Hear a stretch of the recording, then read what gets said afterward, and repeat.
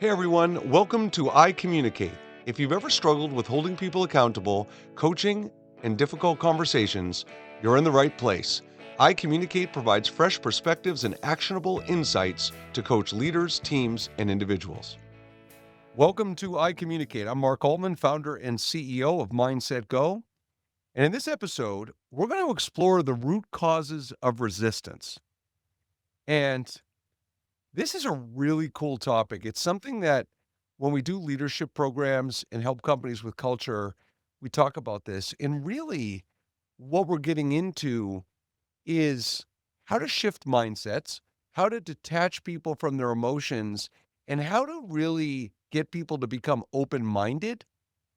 And I've got to share a story to start this off today. And Mike, I'm going to ask you a question in a couple minutes, and you're going to be like, what? So here's what kind of prompted me to prioritize this on a podcast. So I'm working with a company right now, and one of the people in the company, the perception is that this person is toxic. The perception is that they are the root cause of all cultural and organizational problems that the company has. And you'll notice my word choice is the perception because it's not factual. It's an opinion. There could be data, there could be evidence to support this.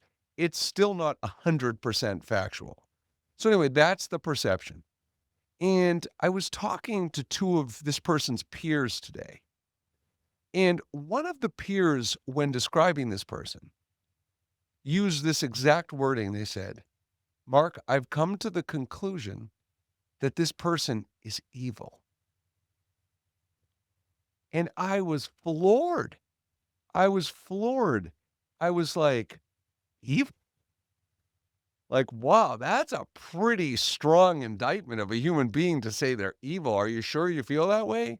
And he said, yeah, I really think they're evil. I think I think this other person roots against people. I think they root for them to fail, and they're evil. So one of the things I pride myself on is when people say things that I have trouble understanding, and I'm not going to say I'm far from perfect at it. I'm not great at defaulting to curiosity and suspending judgment all the time. And in this specific case, I processed the conversation, and when I got back to my laptop, I actually Googled the definition of evil. Mike, any want to take a stab at the definition of evil? Uh, y that one caught me off guard. I'm gonna go with, just with the intent to do harm Oh, I would like be that. would be evil. I like That would that. be, like, my definition. Yeah, I like that. And actually that's really paraphrasing almost what the definition is. The definition that I found on Google was profoundly immoral and wicked. Profoundly immoral, wicked. Now, I know this person in question, they're not profoundly immoral and wicked. They're flawed. They have some challenges. They can demonstrate toxic behavior at times, but they're not evil and they're not profoundly immoral and wicked. And I share this anecdote because I think a lot of us, and this isn't just a workplace issue, it certainly comes up in the workplace issue in the workplace.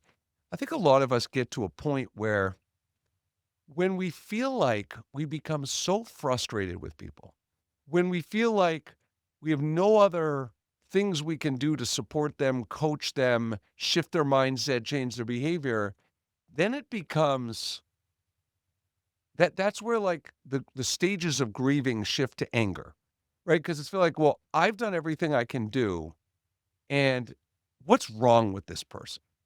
And in this case, they must be evil. So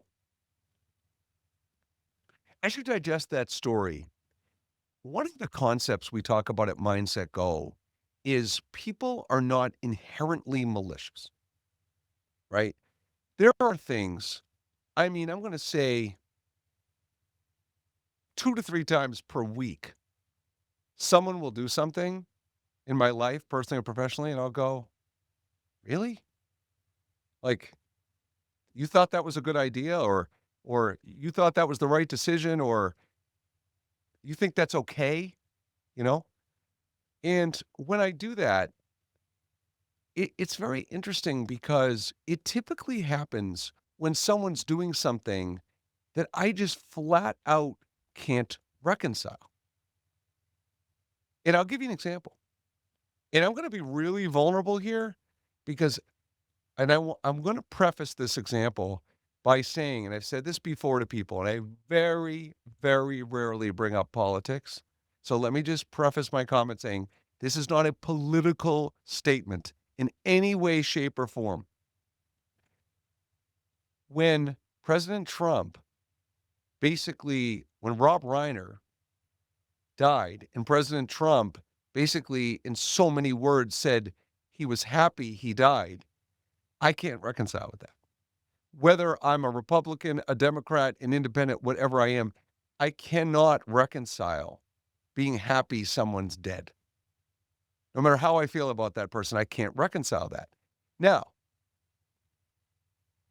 why I'm bringing up that example is because, see, that's what I mean when someone does something that in a million years you wouldn't personally do. You can't reconcile. So in that moment, it would be so easy to go, what's wrong with that guy? Like, I can't believe someone would do that. And that's what I mean about that word evil. And when we get in places where we truly can't understand how people would act a certain way, say a certain thing, behave a certain way, it's so triggering. It's such a trigger.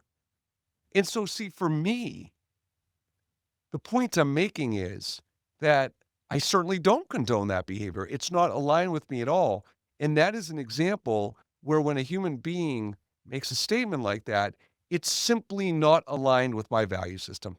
It's just as simple as that. So instead of condemning a person, you could say, geez, that's not aligned with my value system, or that is not a decision I would make, or that is not an approach I would take. It's a different mindset. And I have to tell you, when I say things like that, when I'm working with leadership teams or executive teams,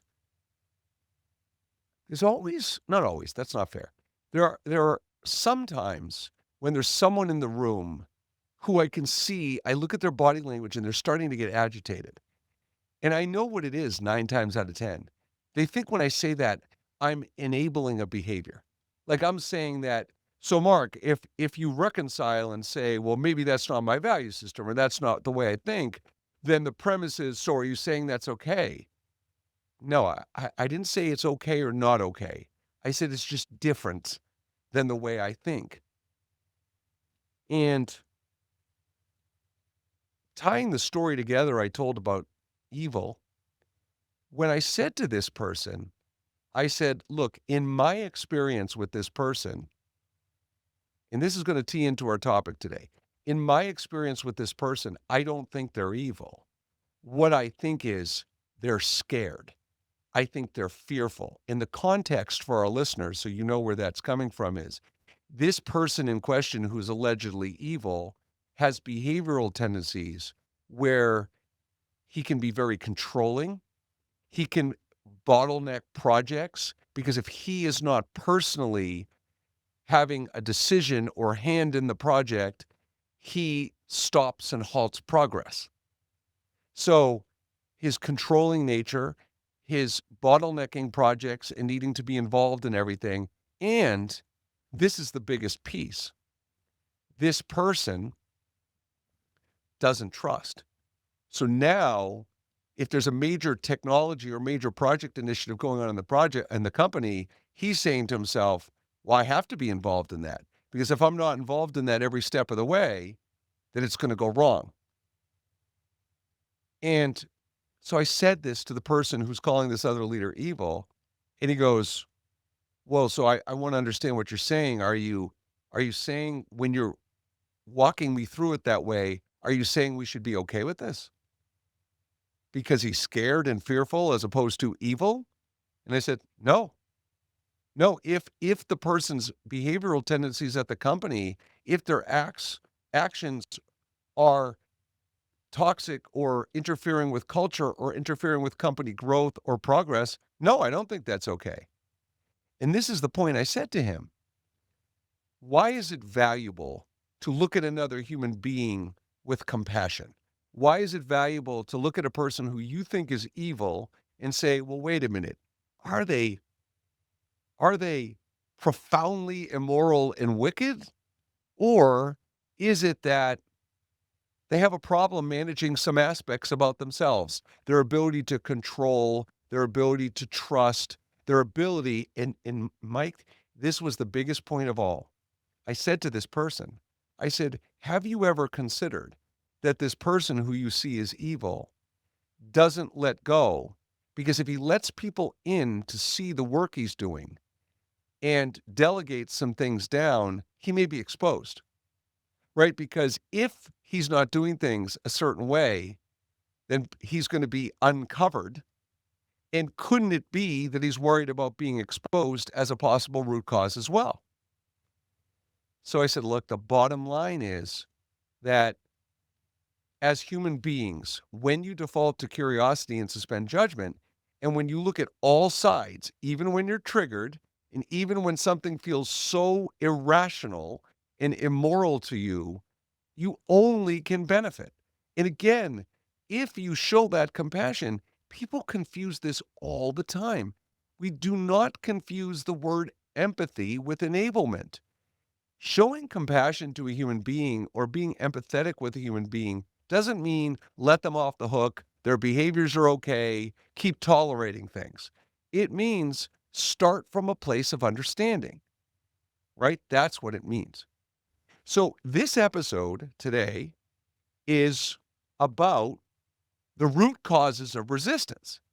And so when you're having a courageous conversation, when you're executing a courageous conversation, the idea is what gets in the way? Why can't you make progress? Why do you have to have conversation after conversation about the same thing? What's in the way? And these are the root causes of resistance. Now, what we're ultimately doing here is we're teaching critical thinking, we're teaching problem solving, we're teaching questioning techniques to get to the root causes of resistance. And I have described, and I'm going to take you through what I call the 5 layers of resistance. Now, as you listen to this, one of the things I want you to consider is when you think of all the blockers that human beings have to make progress, it's crazy. It's crazy. This past week, okay, I went out on several short walks in my condo community. Now, you might be like, so what? Well, it was significant because I don't like the cold.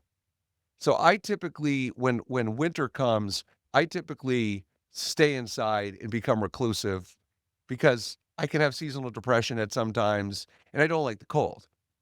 So it's literally, do I feel great when I go out for a walk? Darn right I do. I feel like I got some energy back. I've moved around a little bit. I feel more awake. And if you could actually watch me in my condo, I literally have to force myself to the door. Like I'll be sitting in my upstairs office. I'll be going, should probably go out for a walk. It'd probably help me. I got a lot to do. I've got so many blockers in the way of me getting outside to do a freaking 15-minute walk.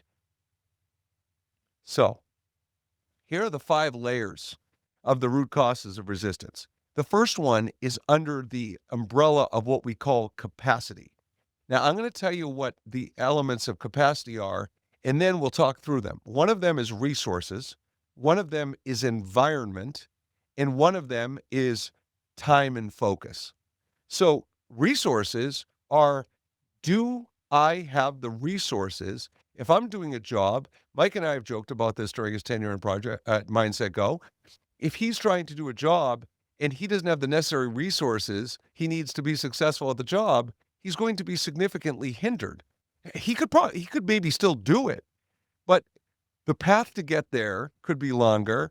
The frustration level to get there could be higher, and it could be a waste of time. So when we talk about resources, if you're delegating a task or project to someone, do they have the resources that they need? Now, to be consistent with what we always talk about at Mindset Go, is the question isn't, do you have the resources you need? The question is, what resources do you need to be successful? The second one is environment.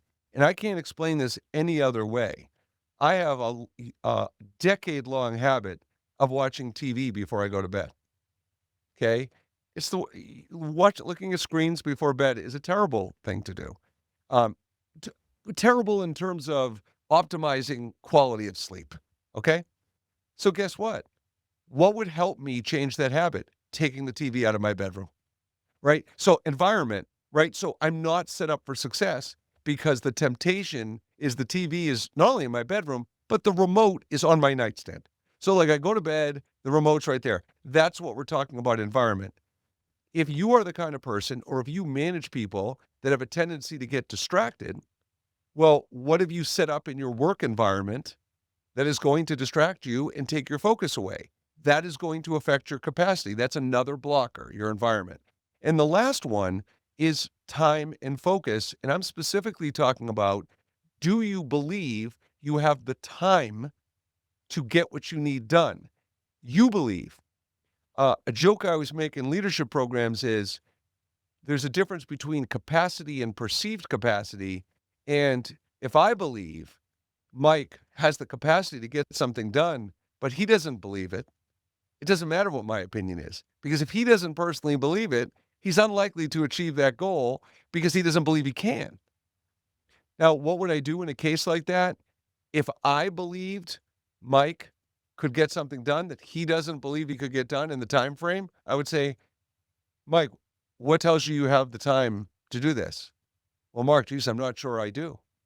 Oh, that's his response. And by the way, that's the fear of asking that capacity question. Because when you open up that can of worms, you may not like the answer, right? So Mike says, yeah, I'm not really sure if I do. And you know what I'm thinking? I'm thinking, you have the time. I'm being super judgy in the moment. I am thinking you have the time. And that's where the conflict happens. So now, instead of getting mad at Mike or frustrated with Mike, I would say, okay, do you mind if we do a reset on your priorities? Can we like walk through why you don't feel like you have the time? That's it. The problem is tone is everything there. Watch the difference. So, Mike, can we walk through why you don't think you have the time? Or, hey, Mike, can we walk through, your priorities? See the difference in the tone? So that's everything. And that's the thing about communication, right? Word choice and tone have to go hand in hand because once that tone becomes skeptical, judgmental, or condescending, it's not going to have the same effect. So your first root cause bucket is capacity. The second root cause bucket is, this is great, FOMO. Mike, do you know what FOMO is? Absolutely. Okay, tell our audience what FOMO is. Fear of missing out. Okay, so fear of missing out, okay? Now, what will a person, again, this is the person's perception. What will the person lose? What will the person think? And what may not happen if they do what you're asking them to do? Mike, I've got an example that is so consistent in my career on this that there's no other example that even comes close to this. When we ask people to do one-on-one meetings that aren't doing one-on-one meetings, I don't have time. I don't have time to do one-on-one. What are you talking about? Do you know how busy I am? Do you know what my workload is? We were working with a company in the last couple of years where we were working with a project manager who the company was trying to do a dramatic shift in culture. And when we asked that project manager to start doing one-on-ones, he said, my job is to manage projects. It's not to do one-on-ones. And here's what's tricky about his comment. You see, there's a tendency to go, if you're listening to the show, go, what are you talking about? You're a leader. Of course you've got to manage people and do one-on-ones. And for 25 years at this company, the vibe was just manage projects. And now all of a sudden, after 25 years, you're asking someone to change their mindset, change their habits, and now they got to worry about managing people. So when you talk about FOMO, fear of missing out, when a person becomes resistant and they say they don't have time to do something, that's when FOMO comes in. Now, how do you deal with something like that? The way you deal with it is if someone says, I don't have time, this is the $1 million question I'll ask people. I'll say, okay, I'm not totally apprised of your schedule, so I'll give you the benefit of the doubt. Let me pose a question to you. Let's say you have 5 people you manage, and let's say over the course of a month, you have to find 5 more hours to do 5 one-hour one-on-ones. Now think about this, everybody. You are now asking someone to find 5 hours of time. These are busy people. These are busy executives, busy leaders, and now in comes Mindset Go to say, well, you got to find 5 hours of time. Okay? So my question to you is, let's presume that you start doing the 5 hours of one-on-ones. What won't you be able to get to? If you substitute in these one-on-ones, what will you lose out on? What will you miss out on that is stressing you out and making you anxious to say you don't have time? That's where I go, because they are worried about not getting to something or doing something. And the reality of this is, I'm going to say that 2026 is going to be my 13th year doing this. And I'm going to say, as I head into my 13th year, if I kept track of how many people adapted their behavior and spent more time managing and supporting people, I can tell you maybe 10% of the time, the person came back and said, after they started the habit change, they said, you know what? I'm not getting everything done over the course of the day. Because 90% of the time, they still find a way to get everything done. So when we're talking about FOMO as a resistance area, this is such a big one. If you feel like you're not going to be able to get to something, if you feel like you don't have time, you're going to lose out on something, you're not inclined to do it. Think about my walks. Think about what I said a few minutes ago, right? I have to push myself to the door because I have too much work to do. So my 15-minute walk is going to significantly inhibit me getting what I need done? Of course it isn't. It's an irrational thought. What will people think? That's a big one. Because when I say what will people think, well, if I start doing one-on-ones, and if I start practicing my new emotionally agile communication skills that I'm doing as a coach in the workplace, what are people going to think? Are they going to think I'm phony? Are they going to think this is being forced on me? Are they going to think this is not coming from a good place? Perception is reality. And if people think that by behaving differently, it's going to reflect on them poorly, why would they want to do that? So that's what I mean about what will people think. And what may not happen is outcomes and results.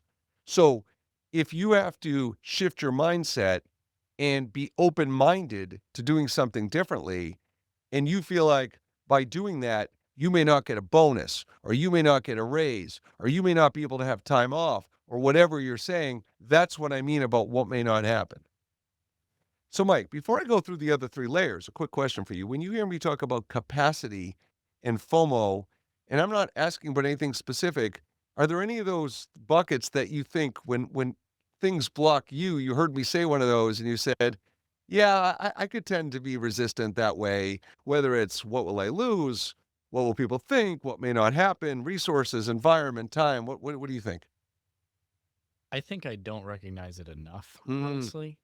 And so I might be having the opposite issue. mm, But I I think there is a world that I probably would say that about my social life and mm. my social battery, because I think that once that's drained out, I'm like, I don't I don't have the capacity to talk to anybody else today. Like I'm done. Mm. I'm done for the day.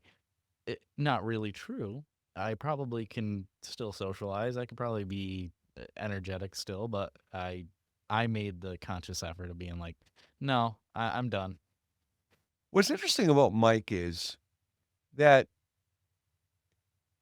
if you meet him, he's not always he doesn't if you don't know him, he doesn't always give off the vibe of being socially comfortable all the time. But what's crazy is, Mike, I haven't even told you this. I've had a handful of people comment to me privately that when they hear you on the podcast, and this is exactly what they say. They say, he's really articulate. Like, he's really comfortable contributing to the podcast. Seriously, that's what people say. So it's just interesting, like, the messaging we give ourselves right around that. So, which leads me to the third bucket of resistance, which is, what's limiting you.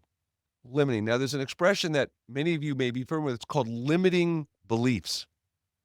Limiting beliefs is, boy, I'm not that comfortable with people, or boy, um, I don't, I'm not really good at sports, or I'm not good at public speaking. These are what we call limiting beliefs.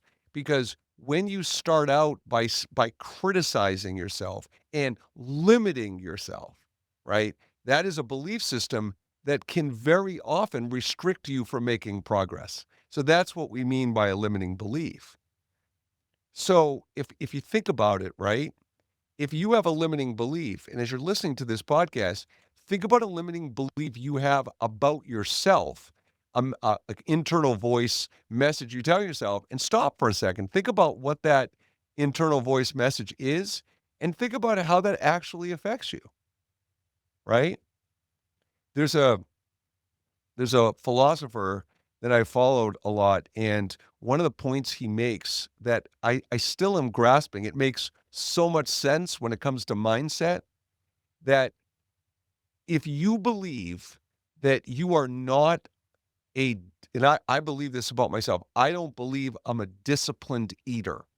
Like, I don't believe I make good choices around food consistently, and he will say that every time you say, "I'm not a disciplined eater," you're creating a limiting belief about your capacity to eat better and make better decisions. He actually coaches people to say, like, to really have an increased awareness that if you make a good decision about eating, and an example would be, like, I like to have dessert after dinner at night.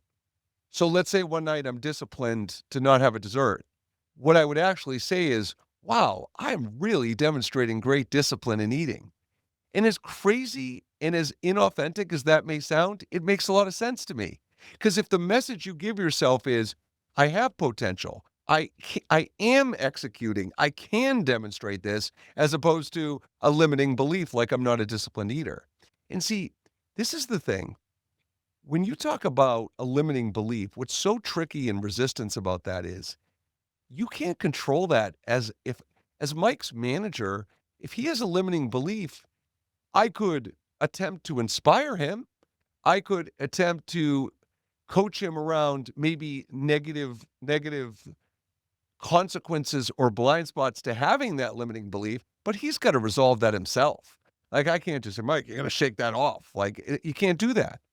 So in the third layer, limiting is the third layer.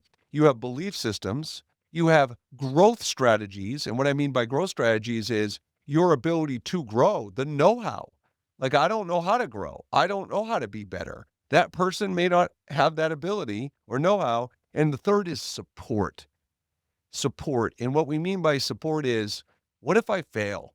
What if I have setbacks? Is anybody going to be here to pick me up? Is anybody going to be here to say, hey, don't worry about it. I believe in you. It's okay to make mistakes. Do you have that support system?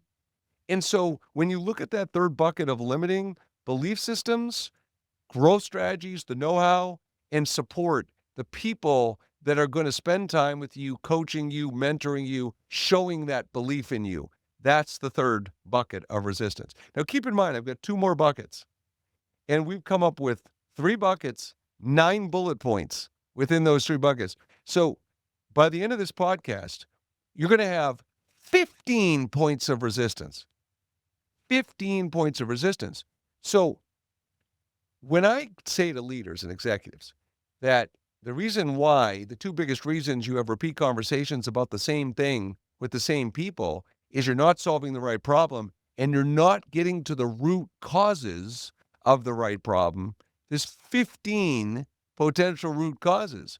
So it's not like you can just look at someone and go, by the way, Mike isn't coming in late for work, but I'm just using, Mike, so how come you're coming in late for work? Oh, just I'm not leaving enough time to drive in the morning. Okay, maybe, but that's one root cause, right? There's 15 potential root causes. So this is where coaches, when we are personally accountable and we recognize all the things that could get in the way of people, it's unlikely they're evil, right? It's unlikely they're doing it maliciously. It's more likely that there's a series of root causes that are contributing to their actions.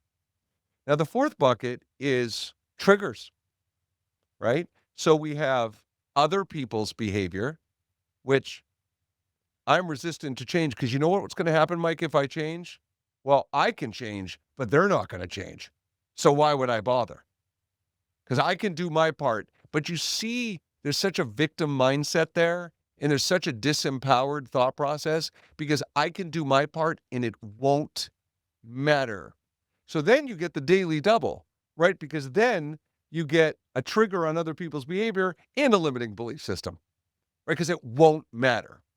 The second piece of triggers is your own behaviors, right? So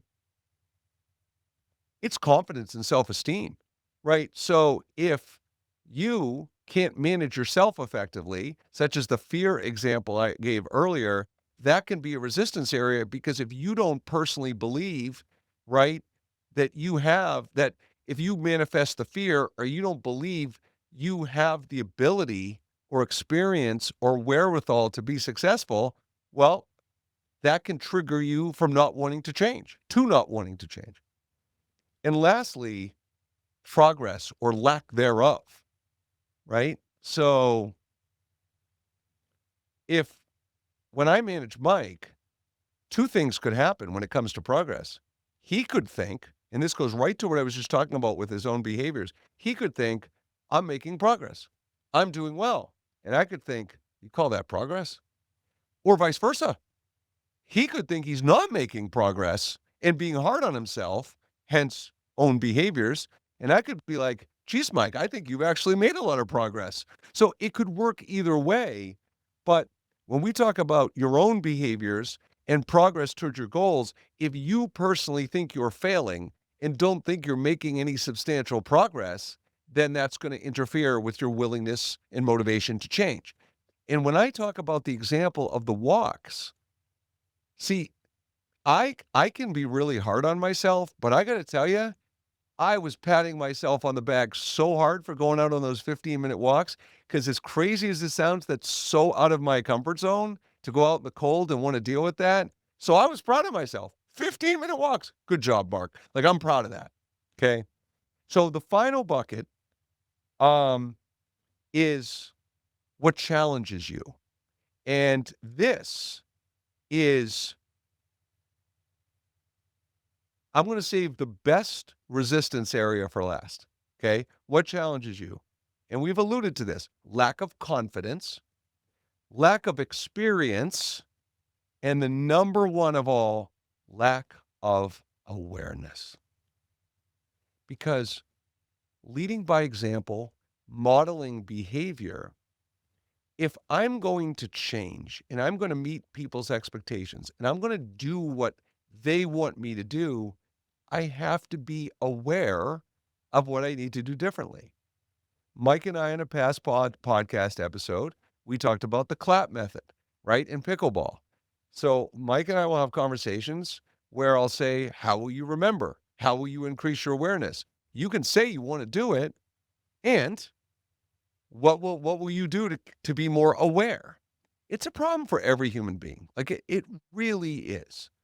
When I look at my awareness level, one of the ways that I have embraced to increase my awareness is I use we use it in our cultural evolution method, but I use it in my own life. I call it my common language. So one of the things I will say to myself or to others to be vulnerable and demonstrate awareness is I'll go, Mike, that was a blind spot. I misread that. I misunderstood that. Or, geez, I didn't realize I hadn't told you that. So by putting that out to the world, what I'm doing is I'm normalizing blind spots, right? So it's okay that I have blind spots. I'm going to let you know that it's okay to have blind spots. I know I have plenty of them. But when you talk about resistance areas, if if I am resistant to change in the workplace, if my company is investing a lot of time and money on improving the culture, and I am not aware of how I am adversely impacting culture, how I am negatively impacting my team, if I don't have an awareness of my behaviors, of my thought processes, How can I improve? How can I change if I'm not aware? So, executing conversations, we call it at Mindset Go conversational agility. What we're talking about is one of the most fundamental aspects in preparing for a conversation is what are the potential real issues and root causes for this person? Not because you have all the answers, not because you will know, but to pose some theories going in.